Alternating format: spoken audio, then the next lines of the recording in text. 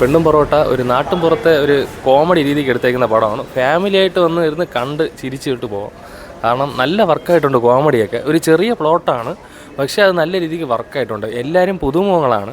പിന്നെ ഇതിൽ നമ്മളെ മനസ്സിൽ തട്ടി നിൽക്കുന്ന ക്യാരക്ടർ ഒരു അമ്മയും മോളയും ഒരു ക്യാരക്ടറുണ്ട്. അത് നമ്മളെ മനസ്സിൽ തട്ടി നിൽക്കും. നല്ല രീതിക്ക് വർക്കാവുന്ന ഒരു കോമഡിയാണ്. നല്ല പടം. ഒരു IFK മെറ്റീരിയൽ ആയിട്ട് തോന്നിയില്ല. നല്ലപോലെ ചിരിക്കാനൊക്കെ ഉണ്ട്. നല്ല നല്ല ഫണ്ണായിട്ടുണ്ട്. അതായത് ഒരു ഫുള്ളി മാഡ്നെസ്സാണ്. അങ്ങനത്തെ ഒരു പടമാണ് ഇത്. എല്ലാ ഓഡിയൻസിനും വർക്കാവുമെന്ന് അറിയത്തില്ല, പക്ഷേ നല്ലപോലെ ചിരിച്ചായിരുന്നു. നല്ല കിടിലം പടമാണ്. വർക്കായി, നല്ലപോലെ വർക്കായി. കണ്ടോണ്ടിരിക്കാം. പട്ടി കൊള്ളാം. പിന്നെ നല്ല ലോക്കലായിട്ട് ആ വില്ലേജിലുള്ള നടക്കുന്ന കാര്യങ്ങൾ കൊള്ളാം. കണ്ടോണ്ടിരിക്കാം. പെർഫോമൻസ് കൊള്ളാം. നല്ല അഭിനയം. കണ്ടന്റ് ഓക്കെ, വർക്കൗട്ടായി. നല്ല പടമാണ്.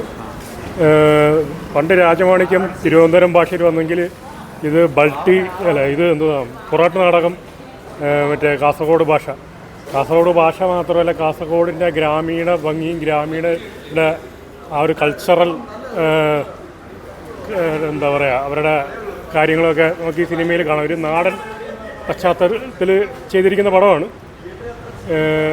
എന്നിരുന്നാലും ആ ഭാഷയൊക്കെ ആയിട്ട് ചിലപ്പോൾ തെക്കൻകാർക്ക് ചിലപ്പം അത്ര കണക്റ്റ് ആവില്ല. അപ്പോൾ കണക്റ്റ് ചെയ്ത് വരാനൊക്കെ ഇച്ചിരി തുടക്കം ഒരു സ്ലോ ഉണ്ട്.